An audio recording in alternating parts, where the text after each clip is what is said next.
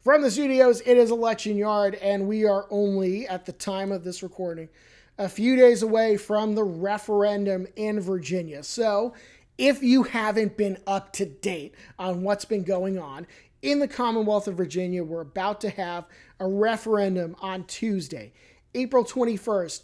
And essentially, it is a gerrymandering referendum. So right now, the Commonwealth of Virginia has a constitutional system in place by which the congressional district lines are drawn by an independent commission to try to make it more fair. Well, a lot's happened in terms of redistricting around the country since 2025. You have a state like Texas that redrew its lines to make it more Republican. And then in response, California passed a proposition to redraw their lines to make them more Democratic. And then North Carolina did it. And then Missouri did it. And Indiana said no. And now Florida wants to do it. But Virginia here, they are trying to get into the mix to redraw the map to make it much more favorable to the Democrats, which they say is in response to what other states like Texas and North Carolina have done. So it has to be put to the voters, and the voters will have their say. And next Tuesday, we will know the results of that referendum, which, if it passes, the congressional map in Virginia is going to go from a 6-5 split right now to 10-1 Democratic if these districts vote the way that we think they will. So that is the long and short of what's going on in Virginia right now. So you all know the stakes. You all know how that's going to look. And a lot of Virginians have gotten out to vote. Over 1 million Virginians have voted early.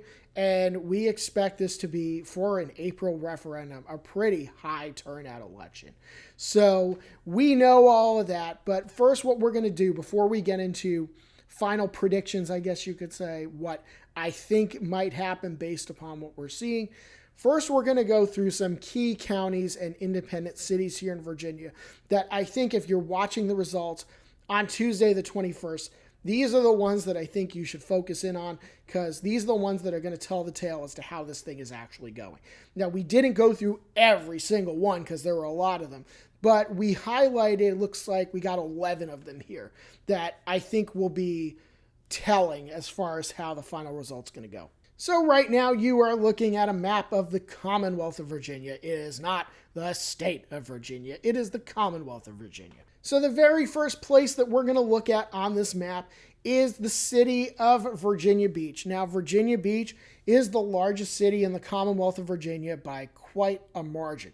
Actually, the second most populous is Chesapeake, which is right next to it. We'll talk about that next. So Virginia Beach has generally been a swing city. Now, you see that in 2024, Kamala Harris won it by about 2.6 points, and Abigail Spanberger won it by over 11 points in 2025. But if you're looking at the statewide results here in the Commonwealth of Virginia, Virginia Beach has, in these last two big elections, voted about 3 or 4 points to the right of the state at large. So if you're trying to think, as I would, as far as what the benchmarks would be for a tied election in the Commonwealth on Tuesday the 21st, you see Virginia Beach voting about 3 to 4 points to the right of the state. So you would probably want to see the no side. If you're a conservative or Republican or a no supporter, you would probably want to see no win Virginia Beach by about 3 or 4 points. Because if that happens, you know that you probably at least got a shot.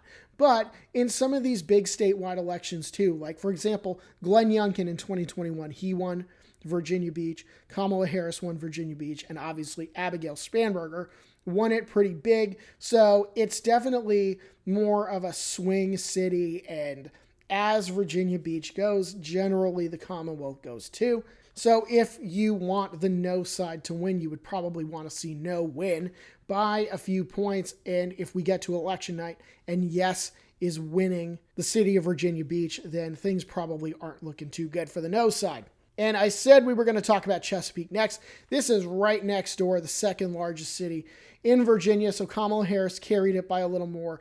Abigail Spanberger carried it by a little more than Virginia Beach. So I would say, though, that it still voted about 2 to 3 points to the right of the state at large. So benchmark for a tied election, you would probably want to see the no side winning this by about 2 to 3 points. And again, if yes ends up carrying Chesapeake and Virginia Beach, just generally speaking, it's really hard for me to see a path for the no side to win the referendum if yes is winning both Virginia Beach and Chesapeake. So now we're going to move into the suburbs of Richmond here. This is Chesterfield County. So now Chesterfield County, Kamala Harris won it by about 9 points. And Abigail Spanberger, we knew she was going to win big when she won this county by about 18 points. So in these last few big elections, you could say that actually Chesterfield County, which is to the south of Richmond, it probably votes about 2 to 3 points to the left of the statewide electorate. So the benchmark for a tied election would probably be yes by a couple of points. So if you're the yes side, you obviously want to try to run up a bit of a margin here. At least what Kamala Harris did in 2024 might not get to what Abigail Spanberger did in 2025, but you want to at least be winning Chesterfield County by a few points. I think if yes is winning Chesterfield by less than 5 points, then this could be a close race. And obviously, if it flips to no, then the yes side's in quite a bit of trouble. And now to the other side of Richmond, we look at Henrico County. So this is a county that over the years has gotten substantially bluer, and it's part of the reason that Republicans don't really win Virginia anymore, because not only did they lose Henrico County over the years, but they've lost it big. So Kamala Harris won this county by about 29. Abigail Spanberger won it by about 39. So you can see that it votes significantly to the left at this point of the statewide electorate. So about 23 points in the governor's race and the presidential race. So you would think that the benchmark for a tied election is probably about yes by 23 points. So yes really needs to run up the score in Henrico County if they want this thing to pass. And I'm going to highlight Montgomery County here. So Montgomery County is in the western part of the state. It is to the west of Roanoke. So somewhere in this district that you might see is Blacksburg, which is where Virginia Tech is. It's a college town. The Democrats actually flipped a House of Delegates seat out in this area back in 2025. Abigail Spanberger won this county by 16 points. Kamala Harris won it by about 3.5. So you can probably expect a close race in this county one way or another. Obviously, no would be feeling pretty good if they ended up winning the county, considering it went for Kamala Harris and Abigail Spanberger. But yes is hoping that they can hold on to this county out here. And now let's move into Northern Virginia. I think we have to start talking about Northern Virginia because this is the place where the yes campaign is going to want to bank a lot of votes. So look first at Stafford County. And now some people don't consider Stafford County as part of Northern Virginia. For me, not being from Northern Virginia, I basically consider anything on 95 north of Fredericksburg to be Northern Virginia. Some people do not include Stafford County in that definition. For the purposes of this, I will include Stafford County in Northern Virginia, and it's actually a very important one. So it does at times vote Republican, but Kamala Harris won it by about a point. Abigail Spanberger won it by about 12. So you could say it maybe votes about 3 to 4 points to the right of the statewide electorate. So I really don't think it's a lot to suggest that if the no side wants to win this referendum, they probably have to win Stafford County. It's really hard for me to see the no side prevailing if yes ends up carrying Stafford County. So definitely keep an eye on that one. And now going further north on 95, now you're in Prince William County, which there are a lot of votes there. Kamala Harris won it by about 18. Spanberger won it by about 34. This is the kind of county, like with the next one we're going to talk about, they got to run up the score here big on the yes side if they want to win, because like these are their bread and butter counties that we are getting into in Northern Virginia. So in the presidential race, this voted about 12 points to the left of the state and about 19 points to the left of the state in the governor's race. So you would want to see, if you're rooting for the yes side, you would want to see yes winning this well into the double digits, probably by 20 points or more, to feel comfortable in knowing what the outcome will be. And then you move to Fairfax County. It's an even bigger Democratic county than Prince William is. So Kamala Harris won it by about 35. And Spanberger won this county by about 48 points. So I don't think the yes side's going to win this county by 48 points. But if you're the yes side, you want to see at least a 30-something point win. So at least 65 to 35 for yes if you think you have a shot at winning. You probably would be hoping for something more like 70-30, which would be a 40-point win. I don't know if they'll get there, but if you're yes and the win margin is above 65 to 35, based on other recent statewide elections, I think they would probably be feeling pretty decent about it. And now we stick in Northern Virginia. This is Loudoun County, so not as Democratic as Fairfax County, which I think a lot of people already recognize. So Kamala Harris won this county by 16. Spanberger won this county by 29. So it does vote to the left of the statewide electorate, about 11 points in the presidential race, about 14 points in the governor's race. So I would say that if yes is winning this county by anything less than 10 points, then the yes side is probably in a lot of trouble. So they would almost certainly be looking to win this county by more than a 55 to 45 margin. And anything worse than that would be a really good sign for the no people. Just a couple more counties I want to highlight. Let's go back into the Richmond area. So this is Hanover County. So this is to the north of Henrico. This is where you would find a place like Ashland and King's Dominion, the amusement park down there on 95. So Donald Trump won this county by about 26 points, and Winsome Earl Sears won it by about 20. And one of the reasons that we have it here is because this actually is one of the larger vote-getting counties in the entire Commonwealth of Virginia. It's up there on the list. So it is an important county, an important red county, and definitely one where the no side's going to want to run up the score here. And as you can see, it votes well to the right of the statewide electorate, about 30 points or so in the presidential race, and about 35 points to the right of the state in the governor's race. So you would want to see, if you're the no side, a really big margin for no in Hanover County. And then the last one we'll highlight for now is Spotsylvania County, and I was drawn to this one because it was a Trump-Spanberger county. There are some of those on the statewide map. We're not going to highlight all of them. We'll just give you this one. So Donald Trump carried Spotsylvania County, which is just to the south of Fredericksburg, by about 8.5 points, but Spanberger won it by 3. So obviously the no side would need to win this county. If the yes side is winning in Spotsylvania, then you're probably looking at a race that isn't all that close. As this county does, I would say, based on the two results here, vote about 13 points to the right of the statewide electorate. So obviously, if the yes side is winning this county, then it's not very close. And if you're the no side, you want to be carrying Spotsylvania County, and you want to be carrying it by a good size margin to give yourself a shot. Donald Trump won this county by 8.5 points, and he still lost the state by about 6.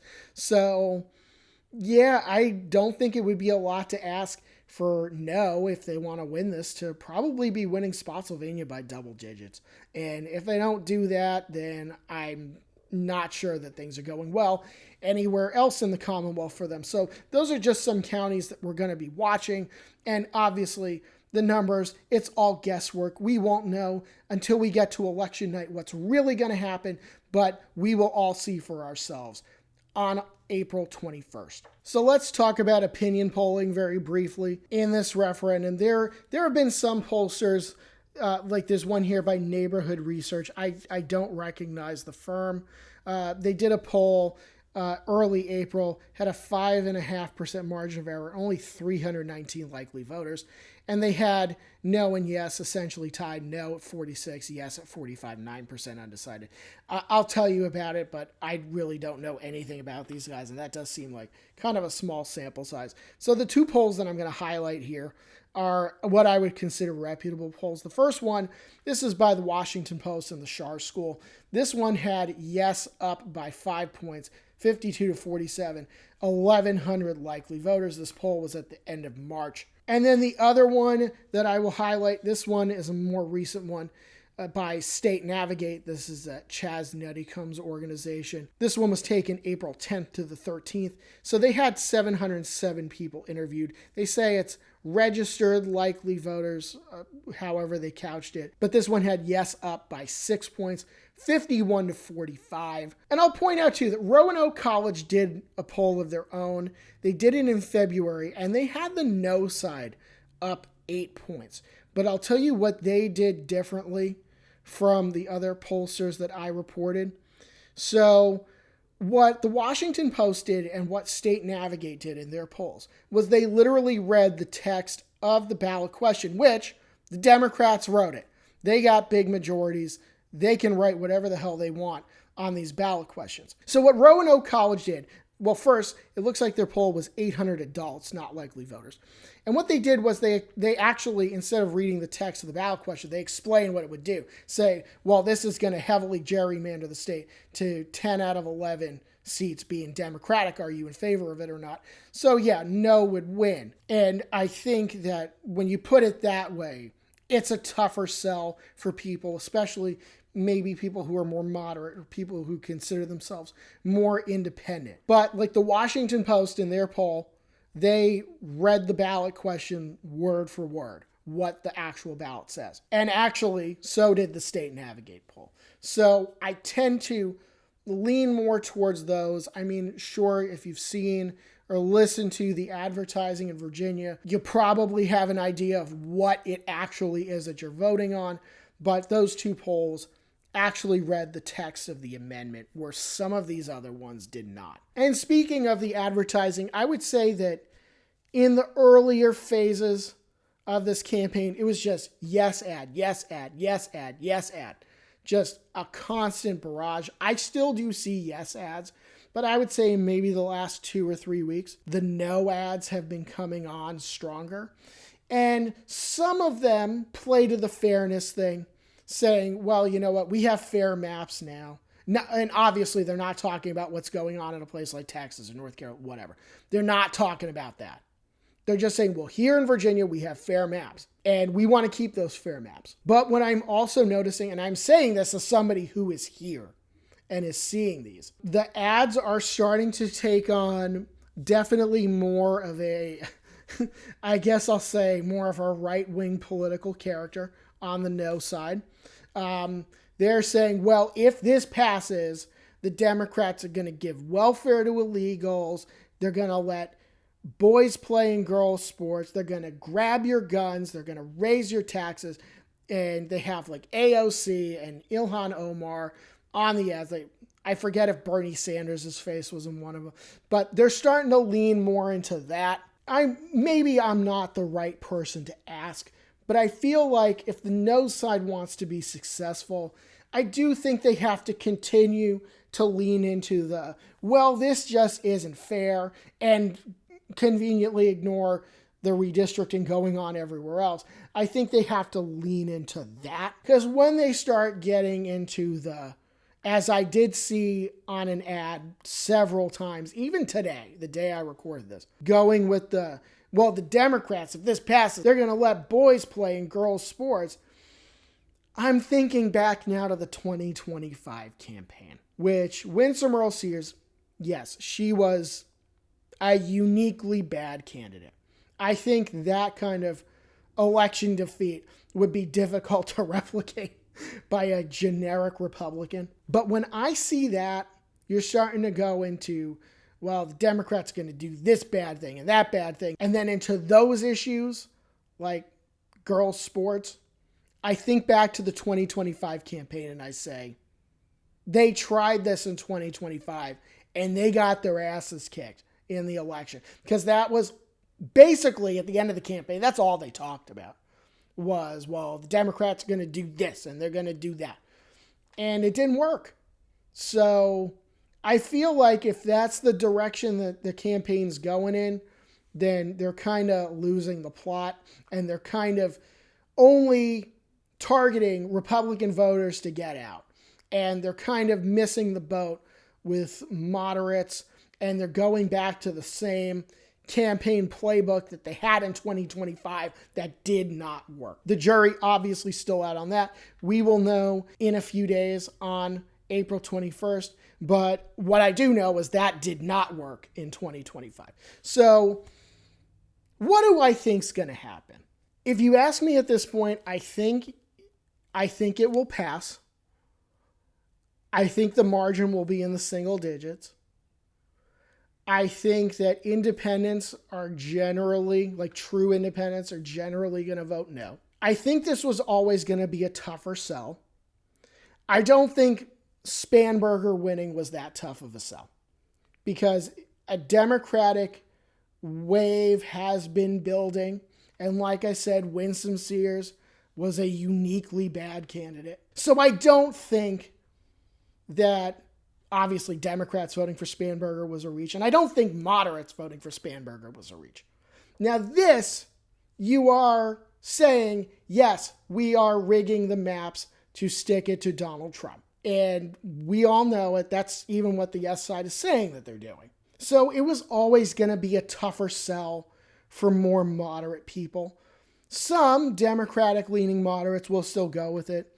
Others who might have voted for Spanberger might say, you know what, I voted for Spanberger, but I'm not for this. So it's going to be a narrower margin than the governor's race. I think that's pretty clear. It's going to be a narrower margin. And if it's not, then clearly the state is in a much worse spot for the Republicans than even I think it is at this point.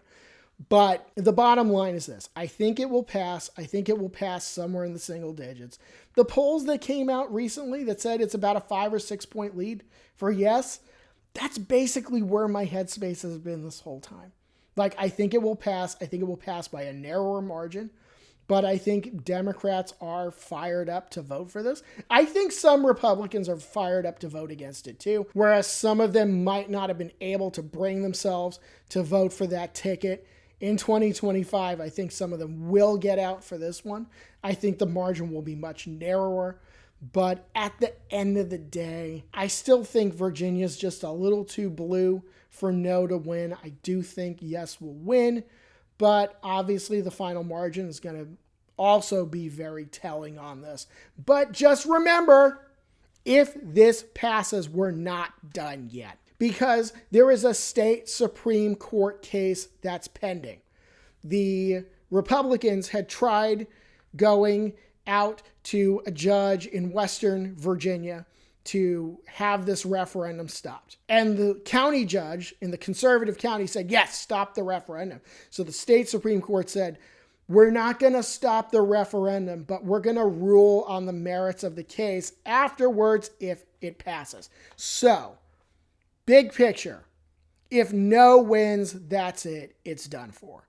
If yes wins, the state Supreme Court is still going to rule on the legality of the constitutional amendment, whether or not it was brought in a timely fashion, whether or not the I's were dotted, the T's were crossed legally. They will make a determination on that afterwards if it passes. So yes, even if it passes, this is not yet a done deal as far as redistricting.